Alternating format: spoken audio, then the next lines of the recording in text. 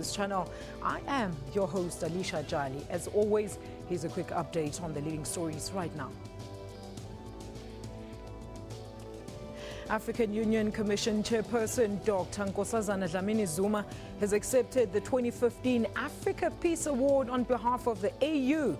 Dlamini-Zuma says the award serves as an encouragement to Africans in order to redouble efforts to build peace and solidarity on the continent. The Department of Local Government in the Northwest says they are working with the Red Cross and Provincial Disaster Management to assist over 900 households affected by freak storms. Hail has caused extensive damage to houses, schools and vehicles in Delarieville and Mahikeng. Kenya's Minister of Planning, Anne Waiguru, has resigned, saying corruption allegations against her have affected her health. Waiguru says she resigned on the advice of her doctor. She says after she blew the whistle on corruption in her ministry, officials started to turn against her. Let's now have a quick look at today's newspaper headlines. First one, the City Press, and it's leading with a story about the Treasury taking a hard line to luxury festive spending by government. It reads there, no, no, no.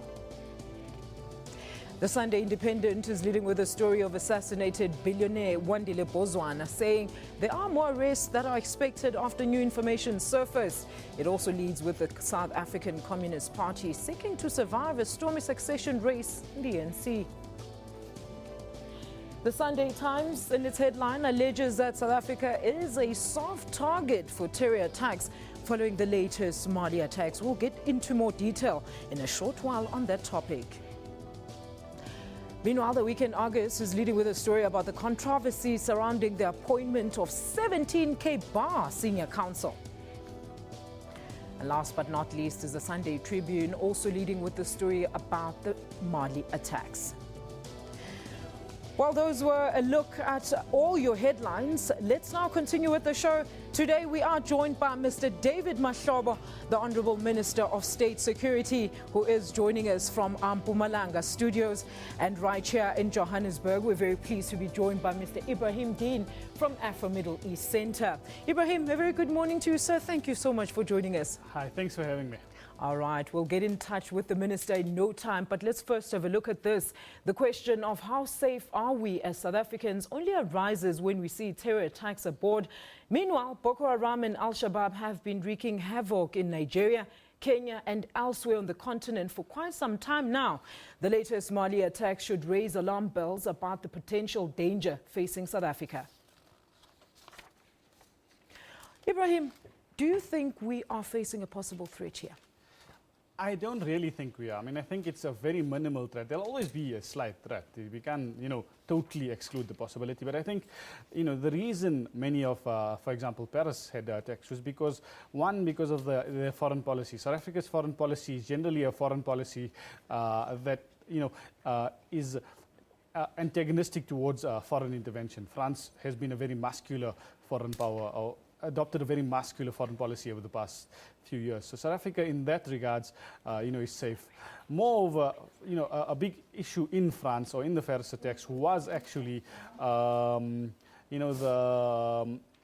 the disconnect between some of France's population and the government. For example, your Maghrebian and your immigrants, or your Maghrebian citizens, second generation Maghrebian citizens. In South Africa, the community, especially the South African Muslim community, is integrated into the South African society. So we're very unlikely to see a similar attack in South Africa itself. Look, Ebrahim, I think the very big question here is that, we always start as South Africans raising questions about how safe are we.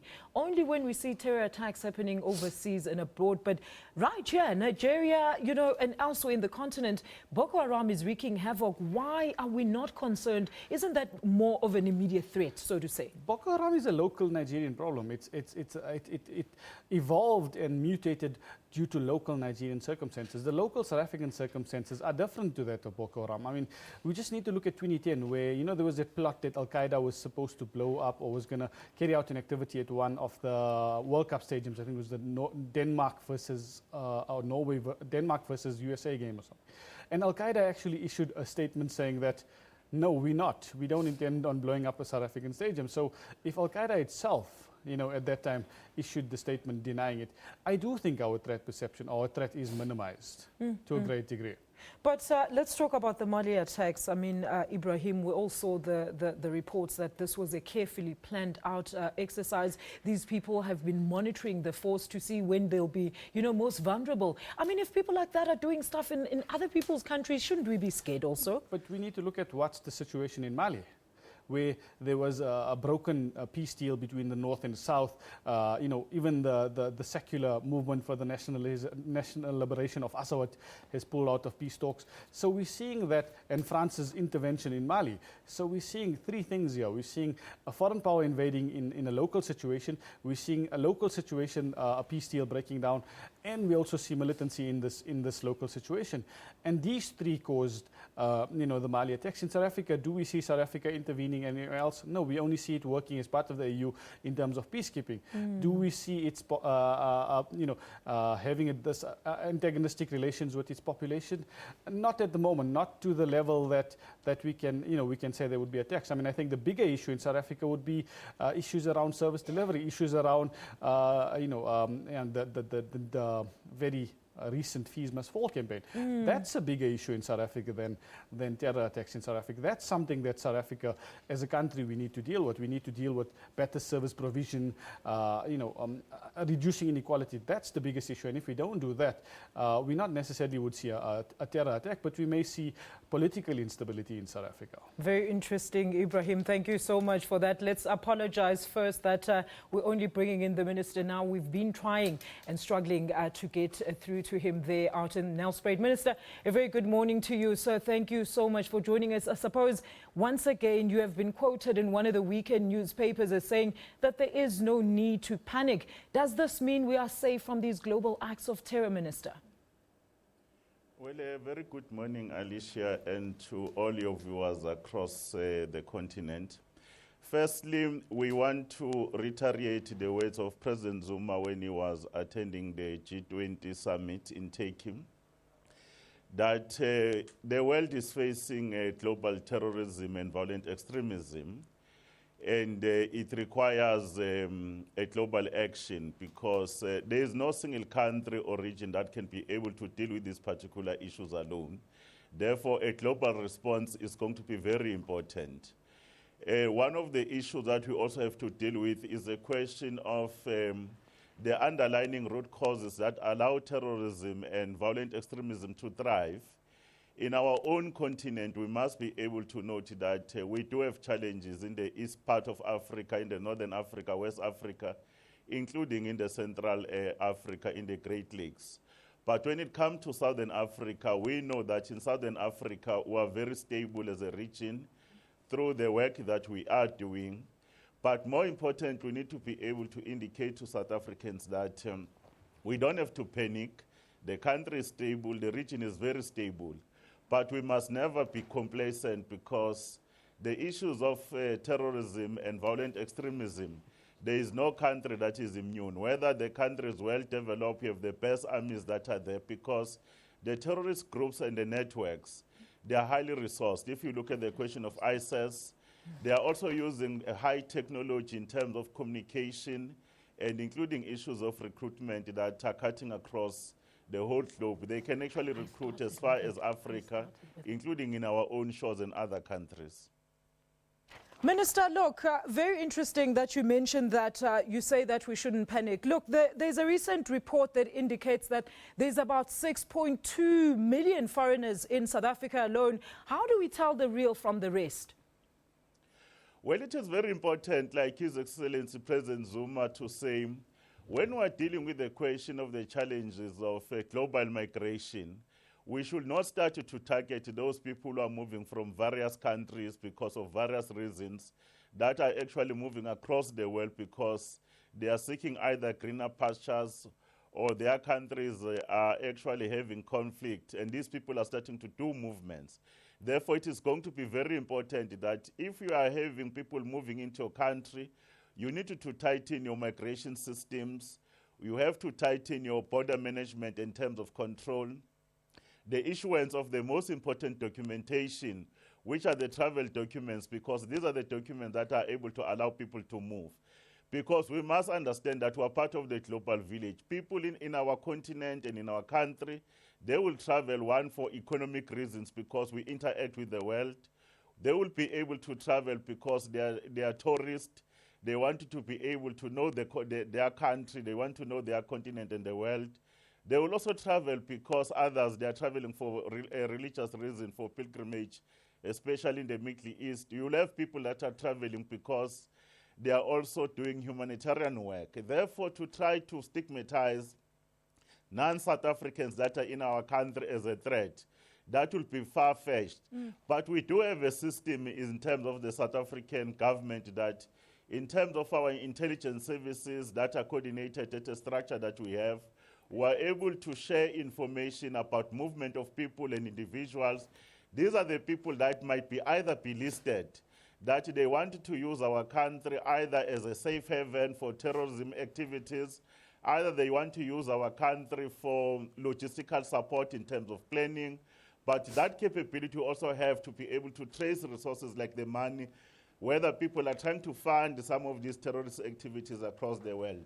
Very interesting. Therefore, the non-nationals that are in our country, we don't view them as a threat to our national security. Thanks for that, Minister. You know, Ebrahim, he raises something that we spoke about even before the Minister could hear us, and that is the issue when it comes to security around our borders. I mean, there was a lot of upheaval when Home Affairs was introducing the visa laws. How does then our tourism industry affect or contribute to the possible threat of terror?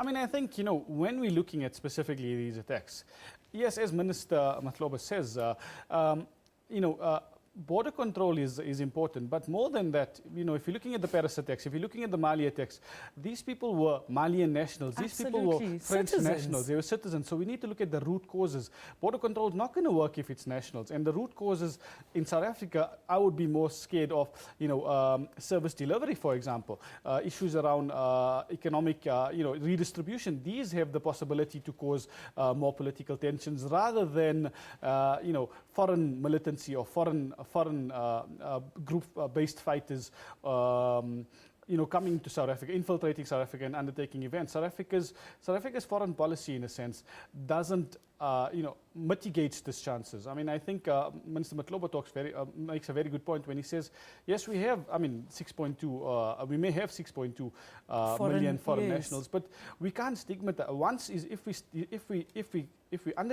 stigmatize foreign nationals to such an extent, we may force these foreign nationals to then undertake these activities. Right now, we don't stigmatize. We haven't stigmatized, and more than that, you know, this stigmatization leads to xenophobia.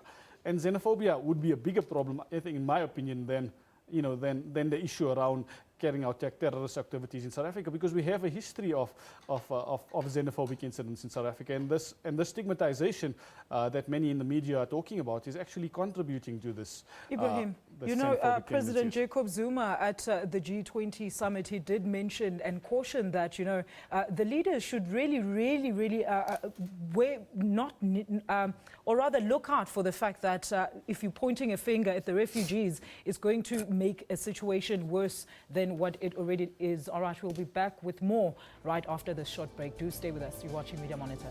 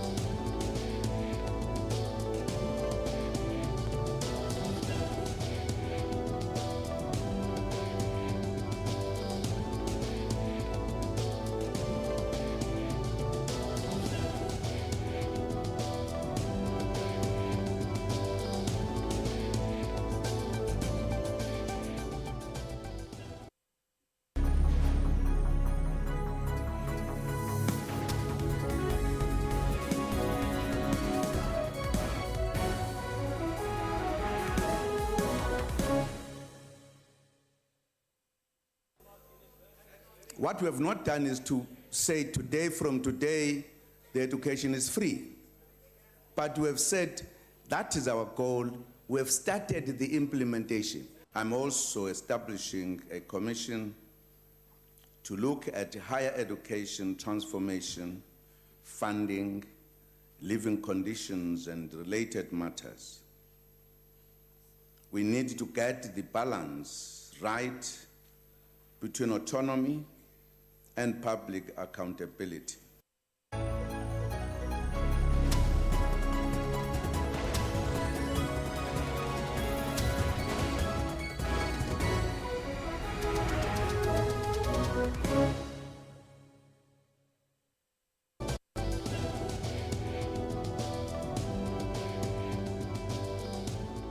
Welcome back. If you've just joined us, my guests this morning are the Honourable Minister of State Security, Mr. David Mahlobo, and here in studio in Johannesburg, I'm with Mr. Ebrahim, Deen of Afro Middle East Centre. We're talking terror attacks, not just in Europe or the Middle East, even right here in Africa. Now, many people feel that media here only gives lots of coverage when terror attacks have actually happened abroad. What do you say? Tell us at SA Media Monitor. Global leaders and people all over the world have shown their support and sympathy for the victims of the atrocious attack in Paris. But one day before the 13/11 attacks, 2 suicide bombers killed 43 people and wounded more than 200 in Beirut. In Nigeria's Yola State, extremist group Boko Haram killed dozens and left hundreds wounded. The media coverage is currently all about the hashtag Pray for Paris and symbols encompassing the Eiffel Tower. There was hardly a word about the victims of Beirut and Nigeria, and now Mali. Does this concern you, Ebrahim? It is a very concerning factor. It's the factor that some lives matter more than others. And it does contribute to this alienation that many in Europe, many in the Middle East feel that, I mean, yesterday there was attacks in Cameroon that no one is talking about, and we're seeing this call, basically this privileging of one life over the other life. And more than that, we also then look at these attacks. The Paris attack is uncontextualized, and we see France then going into Syria on Monday and Tuesday, killing 400 innocent civilians, in their fight over ISIS, and nothing's made mention about that, because that's, French lives matter more than Arab lives. French lives matter more than Malian lives, African lives. And it's something that contributes to the disillusion and actually makes people then want to join militant organizations. Minister, what do you think about this type of reporting? I mean, when you see these facts and figures and it's all about the Paris attacks, it's not necessarily focused and brought down to the core, which is the African continent. Well, we've noted that there is some way the response by the global community is uneven. When the incidents are happening in the European countries or the Western countries, they are given the kind of attention that is highly profiled. But when the incidents are happening in our own continent, as an African continent, I think we could do more. The United Nations, as our mother body, must be able to coordinate the global response, because the global response is the one that is going to be able to fight terrorism. We must be able to provide the necessary resources to various states and the actions, especially in the African Union Peace and Security Council, so that various states can be able that they have the necessary capacity to respond. But more importantly, the media must also be able to assist us, because engagement with communities to deal with the biggest threat, because the biggest threat we have around terrorism is a question of radicalization of young people, of women, of many people on various grounds. Some of those particular grounds are issue of pseudo-ideology, that certain kind of system in the world are not working. Either people are being mobilized on religious front, they are mobilized on other issues like your sectarian views that are there. Therefore, if the media is not playing a role to start to address this question, why are we having this terrorism happening? How can we assist that? In Africa, including our own country, we can't actually be used to radicalize, be able to recruit young people to join ISIS and other terrorist organizations. But more importantly, the media must start to address the issues of the underlying causes. Who's providing resources to the terrorist movement? Because the terrorist movement are highly resourced. Where are they getting this technology? They are highly sophisticated technologies for communication. This technology that is able to reach in terms of recruitment. Who's providing weapons? Why are they actually being allowed to be able to sell the oil at the lowest price? Which of these countries are actually supporting them? You look at the caliber of the equipment and the ammunition. Where are they getting these best weapons? What is the contribution of the defense industry in perpetuating violent extremism and terrorism in the world? These are the issues we must be able to do. And lastly, in the global front, what is the United Nations doing about those countries that we know that they are supporting either foreign fighters in other areas to destabilize certain parts of our continent?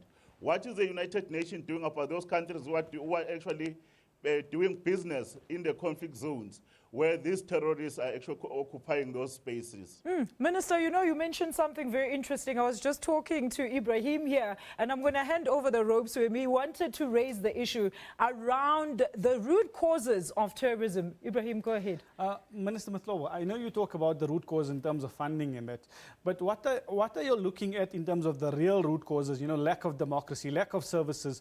Do you all, as South Africa, have a coordinated system where, you know, for example, as we're saying, most of the Paris attackers were domestic French and Belgian citizens. So in the South African case, we then need to look at what problems would, you know, may beset South Africa. What are the situations and the conditions in South Africa? Are we looking, do we have a coordinated and a holistic strategy to deal with, for example, service delivery issues, to deal with, for example, issues about provision of education and how these may, you know, lead people to commit acts of terror? You know, we're looking at the moment, we're only looking unilaterally at Middle Eastern groups. We're not looking at domestic groups. We're not looking at groups that are not Muslim. And that is the issue that I think we're struggling with at the moment. That we need to, in South Africa, we need something that is domestic, that looks at our domestic situation and sees our threats based on our domestic situation as opposed to what's happening internationally.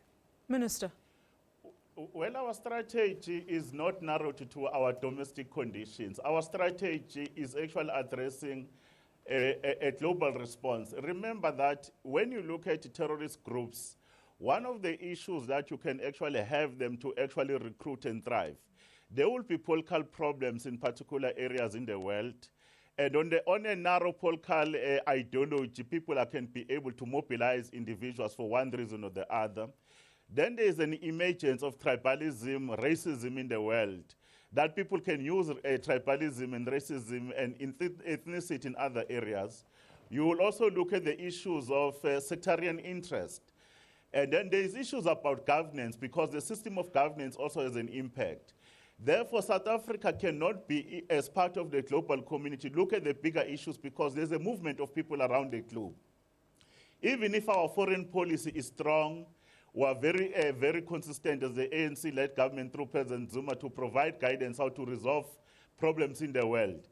But because of the movement of people, therefore we cannot be complacent as South Africans, because other people, for one reason or the other, they can have a gripe in the Republic of South Africa and try to destabilize us. But in our own continent, one of the problems we are looking at is a question of other foreign countries. They are supporting individuals or groups to go and destabilize. Look at the question of the Eastern DRC. You look at CAR. You look at the various areas where foreign fighters, they go to these countries because there is actually a rush to actually try to take the resources of Africa, because Africa is very rich.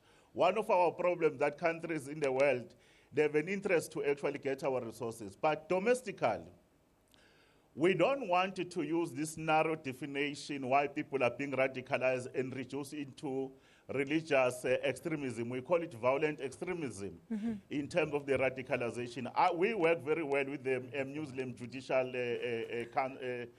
Council that is there. We don't want to reduce that into religion, because South Africa, in terms of our own constitution, we actually believe and allow other people to actually exercise their religious freedom. Therefore, to try to target a certain community in a South African continent that in our own context as South Africans, it will be narrow. The issues around service delivery, those are the issues that cannot be in a position to escalate, that people actually can become so radicalized that they will want you to do certain things like terrorism. That's not going to happen. But remember, South Africans wanted an issue of racism. You remember the question of the Broederbond in the early 90s, during the transition, where the issues around the drugs, where you have certain groups in the Western Cape. These are some of the issues that at a local level, because of the state capability, the intelligence capability we have, but more importantly, the involvement of communities, we're able to arrest that one. In terms of our alert level, those issues of service delivery, issues around education, which are genuine issues that South Africans are raising, to say that as the government of the ANC, let's move faster to deliver the access to education, like we said. They have not been escalated to a level that we can say they're really a threat. But because of the movement of people in the world and our involvement in the world, we are keeping an eye to say, what are we doing? Remember also the African Union, President Zuma is playing an important role in the African Union Peace and Security Council. We are having guys on the ground and women on the ground that are in various countries that are assisting to deal with those issues. Therefore, we cannot be in a position to say the global context doesn't matter. But as I've said, we remain stable for various reasons. We have a capable state. We are having clear programs and policies. And our way of solving global problems is not antagonistic. Look, Minister, very interesting that you raise all these points. There was a call not so long ago for people to regulate social media. And we know that these ISIS or militant groups actually do most of their recruits through social media. Is there a unit within the ministry that is specifically looking and monitoring what could be happening on cyber? Well, we are building the capacity as a state in the Republic of South Africa to monitor the cyber, because the sophisticated technologies that are being used for communication is one of the platforms that is giving these terrorist organizations the furthest reach in terms of recruitment. We monitor them. There are certain individuals, intelligence services in the world. We are sharing information.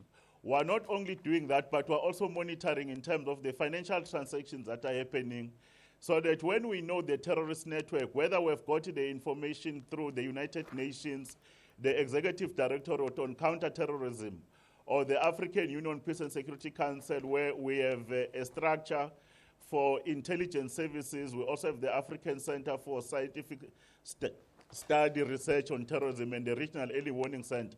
We're using all those particular platforms to try to check these networks, check the individuals that are being listed either by the AU or the monthly reports we get from the United Nations that these groups and individuals are blacklisted or are listed. Check their movements, tighten our border controls, so that we can be in a position to apprehend them. Ebrahim, what do you think, especially when it comes to the social media and how we need to regulate it? Do you think this will aid in trying to combat the terror?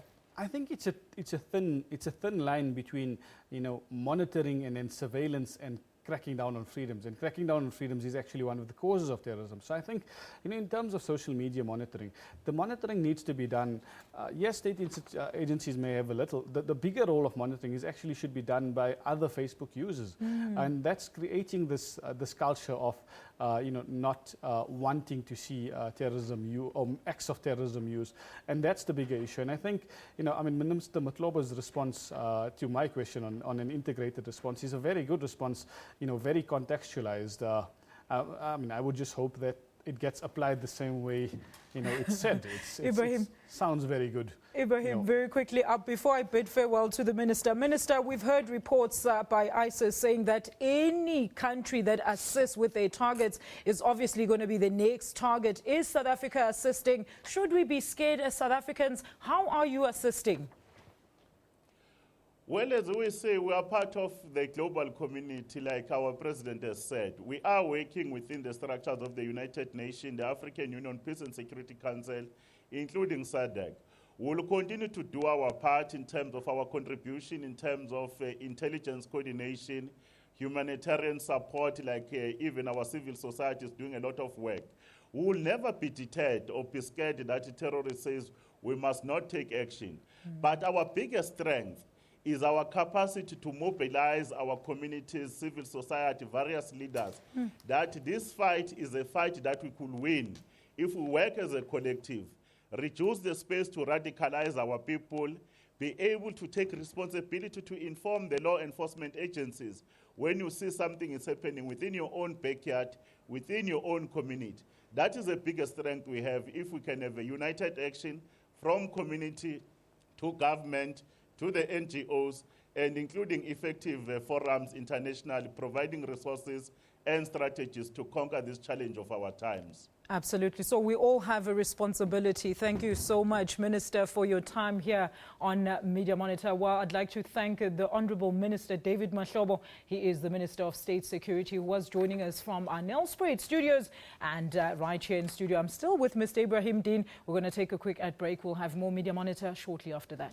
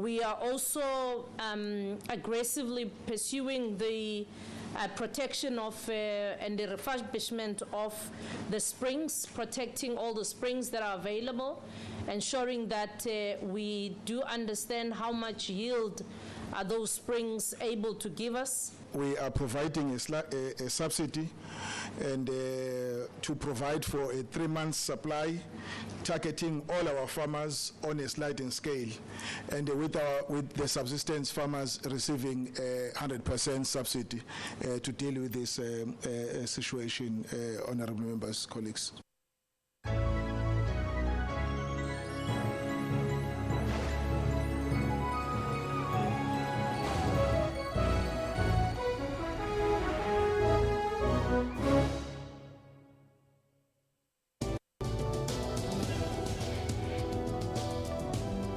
Welcome back to Media Monitor. Now, let's quickly update you on what some of you have been saying in regards to the terror topic that we were discussing with Minister David Mahlobo as well as Mr. Ebrahim Deen. Matlodi Malope says our porous borders could have SA unknowingly harboring terrorists. Vugile Duarte says world sensitivity has waned owing to the insistent brutal killings. World Boko Haram again. Anyway, let's move on. Thank you so much, Vugile, for that. Amin Yunus says that's the reason we need to pray for #Nigeria. And those were some of the tweets that came through on the discussion on terror. The commission investigating the commercialization of churches and abuse of people's belief systems has been marred with controversy and resistance from some church formations. The commission has been accused of heavy-handedness in their approach to church leaders. They argue that the commission should have sent letters of invitation rather than summons to attend. Here's a quick insert.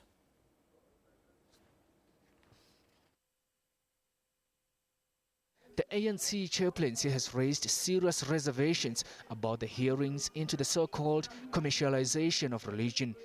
In a document submitted to the commission, National Coordinator Reverend Vukile Mehana accuses it of an antagonistic approach, trampling the commission's mandate. He says the issuing of summonses is heavy-handed and misguided, and all faith-based organizations are being painted with the same brush instead of focusing on those guilty of excesses.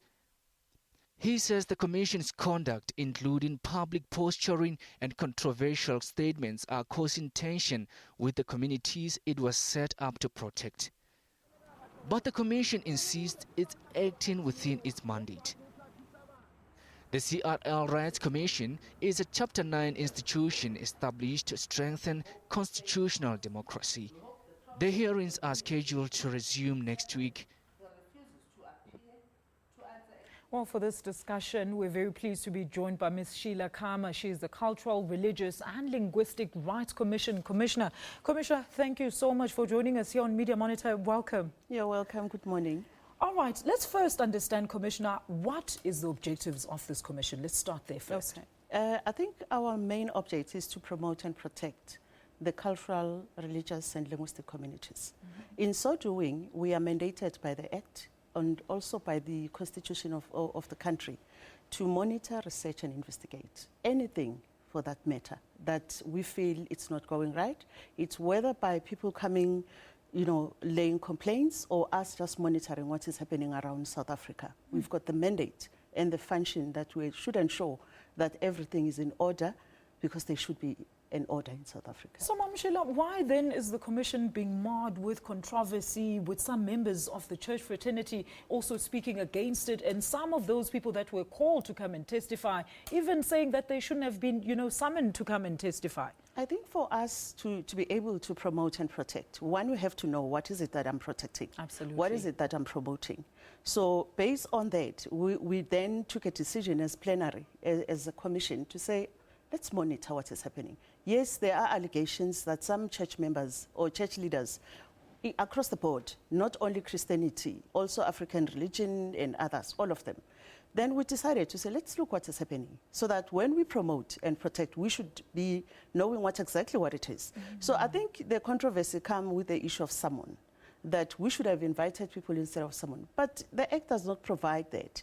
It says, Section 7, you need to summon. If I subpoena you, you must come. Yes, it says that, and bring documents that we are requesting, because a lot of them are saying, complaints that come from our community. They're saying, you know what, Commission, we have been abused out there. Our monies, our wealth, our riches are going to places of worship. That's what brought about the Commission in the first place, Ma'am And what we are saying is, let's see exactly what is happening. And I think the part is the finances also. Because if one claims that I have paid 2-point-something million or have been requested to pay more than 50,000 and I stole from my family, we should see that, to say, is it so? And if so, what laws are there? If there's no law, what is it that we need to do? But more than anything else, it's a discussion. But we can't then say, let's come and discuss, because people would opt out to say would not come. Then, fortunately, the Act, it's not us, Parliament, because this is an Act of Parliament, says summon them. Let them bring documents that you are requesting and look, and they have to answer. And then we take decision. What kind of decisions can you take as a commission? Let's say you've proven something right against a pastor or a minister, so for example? At the moment, because we are doing the research investigative, what we are doing, we are looking at, say, can we see what is happening? Because a lot is happening. And come and discuss with us, come and educate us, because we are not educated on these things that we see. True. Others, we are shocked how people are doing things out there. Then we invite church leaders to say, bring your lawyer, bring your committee members to come and discuss with us. If there's a law that says we have to register, are you following the NPO Act, or what is it that you are following? Others are registered, others are not registered, others are CC. It's a vast, diverse, which is we do not know how to handle this thing. Ma'am Sheila, is this something that the Commission is really going to insist upon, that all churches that are operational in the country be registered? I think where we are approaching it, after this we'll hand the report to the National Assembly to say you need to go back to the community and further consult. But what we are looking, it's not government regulating churches, it's the peer review. Let churches, healers, whoever that is, religious organization, regulate themselves. To say, we know ourselves, it starts here, it ends here. This one, we do not know. So that we are able to protect you, to assist in protecting yourself. Because at the moment, you are not even aware what is happening in the next door neighbor that is using the same Bible. That's true. So you need to say, this is not us. So for the way to go there, then we need to take it to Parliament, and Parliament bring it back, and we take decision. It's in your hand, but we are assisting you to go there. Look, Mam Sheila, the basic tenet of any religion is obviously honesty, accountability and responsibility. Why then is it difficult for church leaders, and this was the big issue at the Commission, to disclose their finances? Good governance, that's what we are calling for. Good governance, management of public funds. These monies are public funds. Absolutely. And how you manage them, it's another issue. How they bring them, any person can go to an institution, but as long as we are taking public money and we are not accounting on those public money, it's unfortunate that law has to kick in so that we understand. But many of them, and we say thank you to all leaders that they've come through and show us their bank statement and everything that we've requested, we've learned from them, but others refused. What was that process meant to do, Mam Sheila? It meant to, actually, we are looking at databasing this and also compiling that report that will go to Parliament, and also to say, who are you that you want out there that you would want our assisted? Yes, we want to assist you in promoting and protecting you, but how do we do that? How do you, there are a lot of questions that we've asked them, you know, to assist us in assisting them. Because if we can't be able to protect and promote, you know, what is it, how? You know, the how part is a difficult part. How do we go there? But you have to say, no, no, no, Commission, this is where we start and this is what we end. Okay, we say, yes, that's what we say. Let's go to B and C and D. No, man, these things are not, you know, are not in order. You know, how do you need this order? Then we then say, you come as peers and sit down, agree on the principle, agree on your own regulation, agree on your legislature that will assist your organization or your faith basis. Also with healers and so forth. That's where we are going. And that's exactly what I wanted to ask, Mam Sheila, the fact that there's so many religions in the country. Yes. How do you then make sure that the Commission encompasses everybody under that same umbrella to say, we're going to protect you according to your religion, according to your preference of what it is that you choose to? Yes, we are looking at, we should be having at least chapters, and at least there should be a national structure that will have leaders of different faith-based, and within that there should be chapters. And we know that within chapters there can be other chapters, but at least it's a peer review. It's what we are discussing, so that at least we have a legislation, something that we say, this is what South Africa is, this is what healing is, this is what Christianity, this is what Muslim, Buddhism, Hinduism, and all of them. But to avoid if the fly-by-nights. If you are out of line, to say, how do you become a sangoma? How to become a priest? How to become what? At the moment, we do not know. One comes up in the morning, is a pastor, is a sangoma, is anything that is under the sun. And convinces people to drink and the eat money all issue. sorts of things. Yes, and the money and the abuse of belief. To say, for you to have a child, I need 2 million. I think that's the biggest crime It in is. all this. Mam Sheila, before I let you go, you know, I like rumors when I have the right people to come and address them in studio. We hear that the chairperson of the Commission was threatened. Is this true? If so, why? The Commission, it's a place. You know, our Commission, it's the Commission that encompasses your culture, your religion, your language. It's a person on its own. In that office, we never had somebody standing with big guns. I'm scared of guns. But in recent, since this study has started, we've seen people coming with guns in and out, people bulldozing, insulting, and saying other things. In that sense, they even threatened to say, you'll see the blood spillage and so forth. So it's not only to the chair. I think they've done it in the House, also with members and other commissioners. We are all in this thing.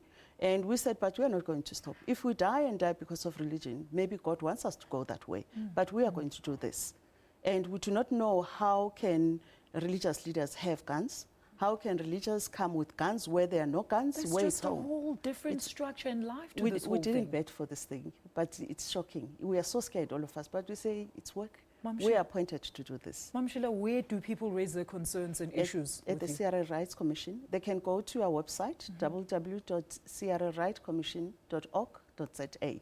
They will also get the phone number, which is it's 011-358-9100. Or just come to our offices. We are in Brampark, Forum 4 in Johannesburg.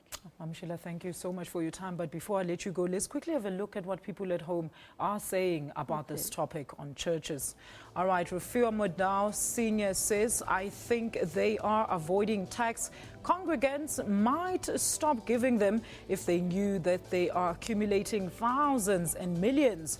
And of course, Carmine Constantini says because tax evasion is a crime and they can all go to jail or, God forbid, lose their ill-gotten riches. And of course, Team Matema, it's Mazwai Voklega, says yes, it's Sunday.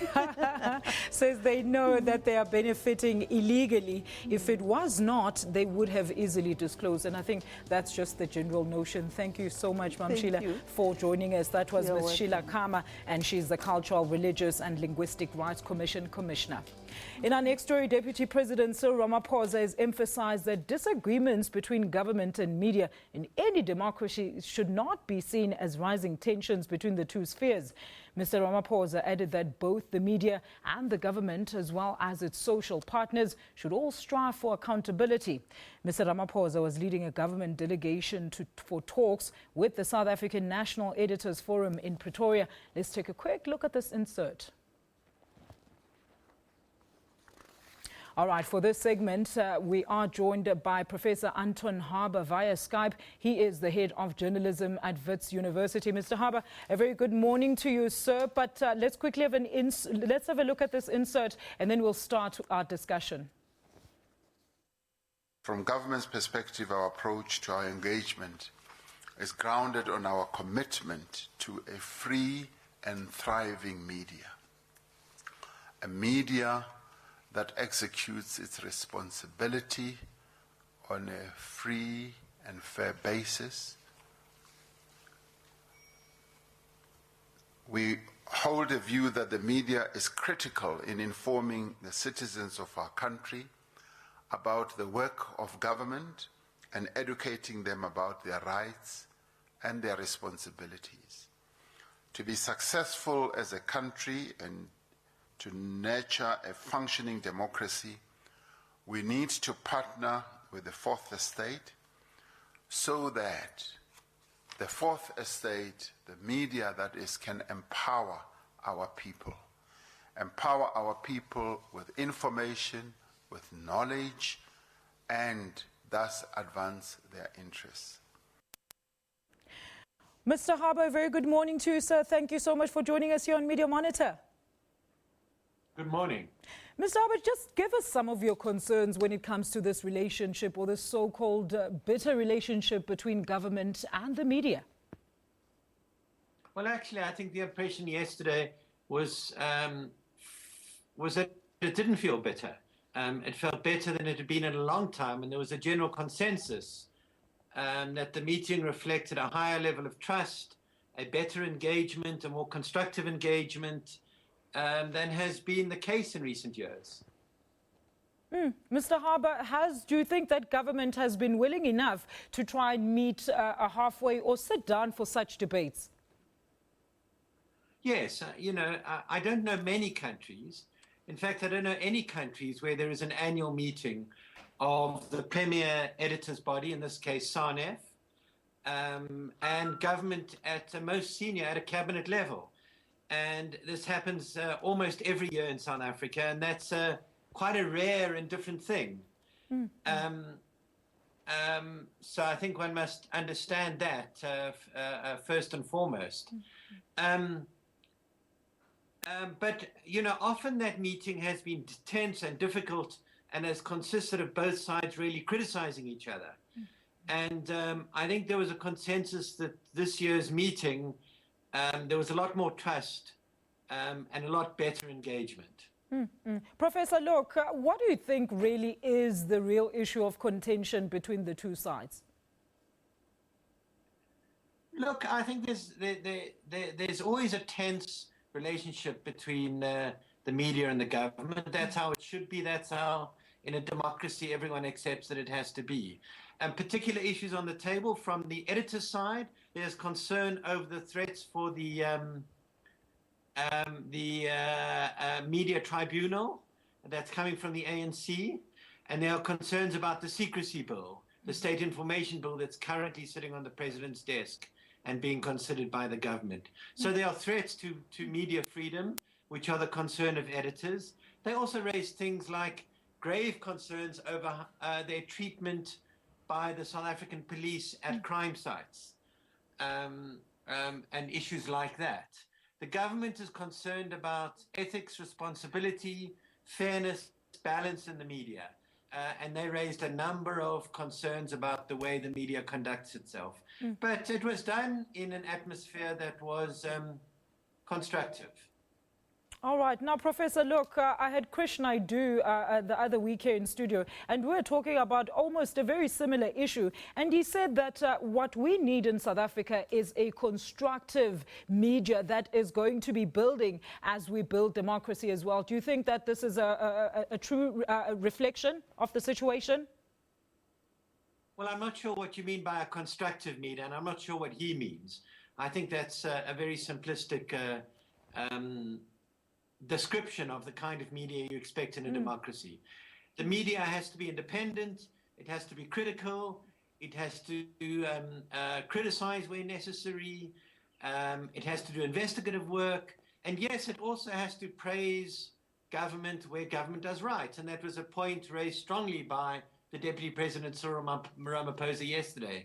He said, criticize us, but also please praise us when we get it right. Please acknowledge when we do good as well. And that's a fair point. Professor, now what other issues of concern did you raise with the Deputy President? Well, SANEF, the national editors, raised the issues I've said. The Media Appeals Tribunal and the call by the ANC to investigate that is a major thing among the editors. And then there are issues about access to information. There's a shared agreement that there needs to be better transparency, better access to information. But editors and journalists are often frustrated in trying to get information from government. And as I said before, there's a particular concern at the moment about how some elements of the South African police are treating journalists at crime sites, stopping them taking pictures, taking their cameras away from them, serious issues like that which need sorting out between the two parties. Professor, before I let you go, do you think that the South African media really does need more regulation? I think the South African media doesn't need state regulation. I would argue very strongly against state interference in issues of media content. The media must be free to do what the media has to do in a democracy. I think that we have to constantly look at whether our self-regulatory system works and is strong enough and is dealing with problems of responsibility and ethics and behavior in journalism. But that's an ongoing issue. There's been recent reforms that have definitely improved the quality of self-regulation in the media, but that needs constant scrutiny. Thank you so much, Professor, for your time this morning. That was the head of WITS Journalism School, Mr. Anton Harber, Professor Anton Harber, giving us what he thinks about the recent reports in relation to the government and the media and that relationship. Well, that was another jam-packed edition of your favorite program, Media Monitor, and this has been a very live broadcast from our SABC studios here in Johannesburg. We are back next week, Sunday, though, for another live and informative broadcast. Do find us on YouTube, Facebook, as well as on Twitter. I'm Alicia Jali. This is SABC News. Do enjoy the rest of your Sunday. Goodbye.